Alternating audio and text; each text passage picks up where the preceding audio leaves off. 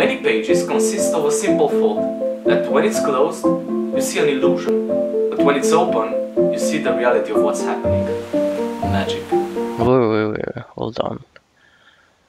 I think we're getting a little ahead of ourselves here. Let's start from the beginning.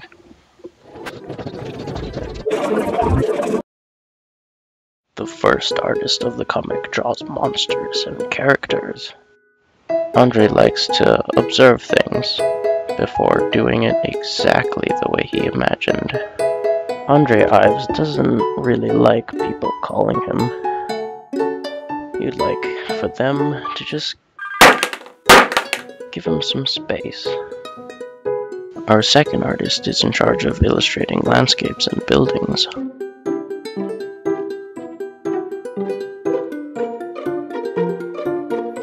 Diane Pop doesn't like it when people call her beautiful. Diane likes to rub her eyes intensely and then smell her fingers afterwards. She thinks it smells like soil. The third artist of our project is in charge of writing the story. Christian takes short showers, and when he finishes, he likes to push the water off of his body. Christian BIZ does not like sleeping. He feels that it only steals time away from his work. The final artist of our comic book is in charge of coloring. Nicholas Lung hates it when pigeons start mating outside his window. Disgusting. Nicholas likes playing Minesweeper. He likes to think that these kind of games will keep him sharp for the zombie apocalypse. This is the team. Let's tell you more about the project.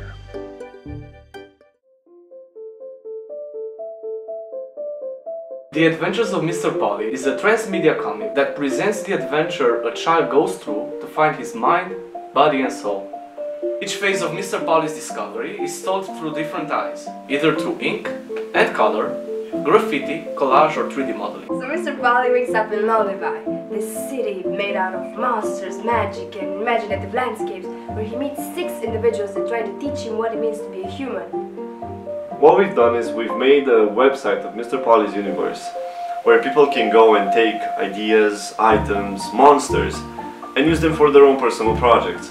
Think of this universe of Mr. Polly as an open source one. There are elements on the website that transcend the original story, looking to enrich the reader's adventure, if he so wishes to venture, but these elements not spoil the plot of the comic. The comic book features a few ideas that enrich the experience Mr. Polly and the reader go through. The first one is that of the fold. Many pages consist of a simple fold that when it's closed, you see an illusion, but when it's open, you see the reality of what's happening. Magic. If you guys want to see this idea in play, you can check out the first chapter of the comic book, which is linked in the project's description. The second idea is that of the chat room. Basically, these users that you see talking in the gutter are monsters from inside Lonelyby that, instead of existing in the image world, rather exist in writing.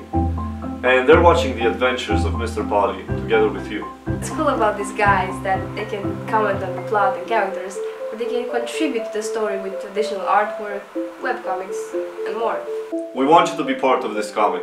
So if you're an artist, be it an illustrator, a musician, or a dancer, what you can do is send us your art, and we're going to create you as a user inside the Gap chat room and feature your drawings, music, or videos there. Parts of the comic feel like a video game, where for example one can start missions, earn achievements, use X-ray goggles, thus making the universe feel slightly more playful.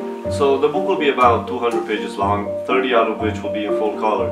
Besides that, you'll get constant access to all the adjacent elements such as Mr. Polly's memoir, the chat room, or the compendium of ideas.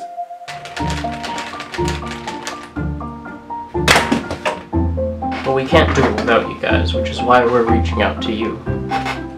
Once we reach our goal, we're going to announce some amazing stretch goals. It's going to blow your mind.